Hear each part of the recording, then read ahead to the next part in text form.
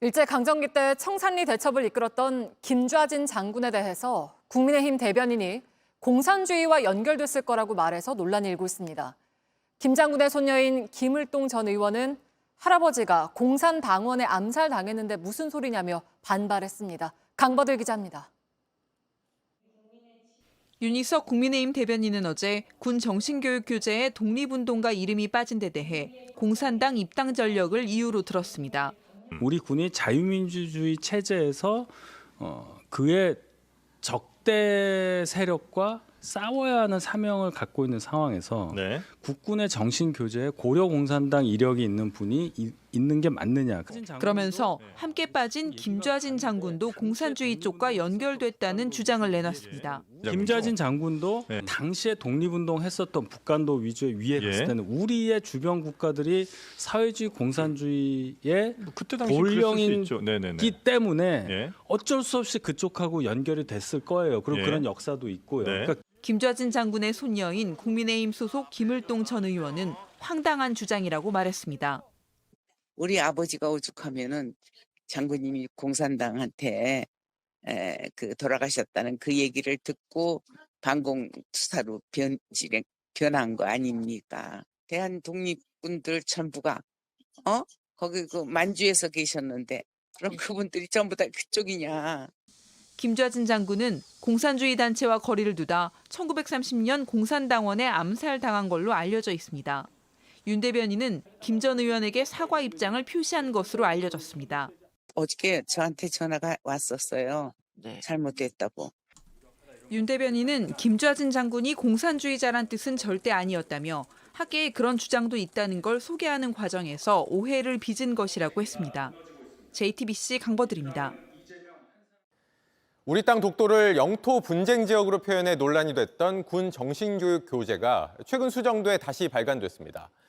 그런데 지난 교재에 담겨 있던 홍범도, 김좌진 등 독립 영웅들의 이름이 이번 교재엔 빠져 있다는 사실이 새롭게 드러났습니다. 구혜진 기자의 단독 보도입니다.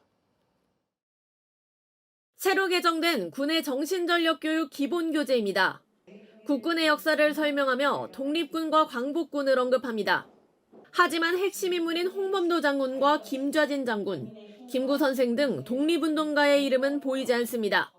홍범도 장군의 경우 5년 전 교재에선 일본군과 수십 차례 전투를 벌여 친일파 세력을 응징하는 등 큰 활약을 했다고 명시했습니다.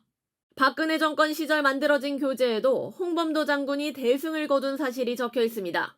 하지만 이번엔 빠진 겁니다. 마찬가지로 5년 전 교재에선 광복군 창설에 김구 선생이 주요한 역할을 한 걸 언급하지만 이번 교재에선 비슷한 대목에서 김구 선생의 이름이 사라졌습니다. 국방부는 이름이 빠진 것은 사실이지만 봉오동 전투와 청산리 전투 등 광복군과 독립군이 대한민국 국군의 정신적 토대임을 명확하게 기록했다고 밝혔습니다. 하지만 앞서 불거진 국방부의 홍범도 장군 흉상이전 논란과 무관치 않다는 지적이 나옵니다. 임진왜란 때 한산대첩을 이야기하면서 이순신 장군을 이야기하지 않는 것과 똑같은 거라고 볼 수 있습니다. 이 이념의 잣대로 독립운동을 갈라치기 위해서 독립운동의 의미를 폄훼하고 훼손하려는 군 정신전력 교재는 독도를 영토 분쟁 지역으로 표현하고 우리나라 지도에서 독도를 빠뜨린 게 문제가 돼 전량 회수된 지 7개월 만에 수정본이 나왔습니다. 하지만 이번에는 독립운동가 이름 누락으로 또 다른 논란이 예상됩니다. JTBC 구혜진입니다. 교재에 홍범도, 김좌진, 김구 선생이 빠져 있다. 아까 임진왜란 때 이순신 장군 빠졌다. 그거하고는 다른 얘기예요. 예를 들어 홍범도 장군은 고려 공산당 입당. 지난번에 흉상 관련해서 그 얘기를 했잖아요. 우리가 우리 군이 자유민주주의 체제에서 그의 적대 세력과 싸워야 하는 사명을 갖고 있는 상황에서 국군의 정신 교재에 고려 공산당 이력이 있는 분이 있는 게 맞느냐. 그러니까 이제 또 나오는 얘기가 그때 고려 공산당이 정말로 공산주의자여서 갔느냐 안 되느냐 여기까지 얘기가 가잖아요. 이거는 아직도 합의가 안 된 거예요. 저도 어떤 식으로든 홍범도 장군에 대한 평가가 잘 이루어져서 여기서 잘이라는 것은 종합적으로라는 뜻이에요. 그래서 뭔가 합의된 상태에서 우리가 이 얘기를 했으면 좋겠다는 거지. 야 어떻게 홍범도를 빼?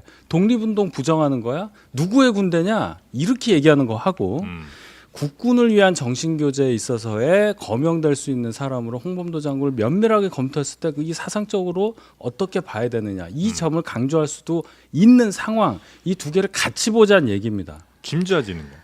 맞는 얘기죠. 똑같은 얘기입니다. 김좌진 장군도 이게 자꾸 얘기가 가는데 당시에 독립운동 했었던 북한도 위주의 위에 갔을 때는 우리의 주변 국가들이 사회주의 공산주의의 그때 당시 본령이기 때문에 예. 어쩔 수 없이 그쪽하고 연결이 됐을 거예요. 그리고 예. 그런 역사도 있고요. 네. 그러니까 이거에 대한 평가를 어떻게 하느냐. 독립운동 관점으로 먼저 보느냐 아니면 그래도 그거 걸러야 된다. 이거에 대한 평가는 아직도 진행 중이다. 이 정도만 했으면 좋겠어요. 저는. 우리 국군의 뿌리를 어디로 볼 것이냐. 독립운동과 그리고 광복군을 우리 현재 국군의 뿌리로 볼 것이냐. 아니면 일본 육사, 만주 육사 출신으로 만주에서 독립군 때려잡던 사람들이 대한민국 군의 뿌리다라고 주장을 할 것이냐.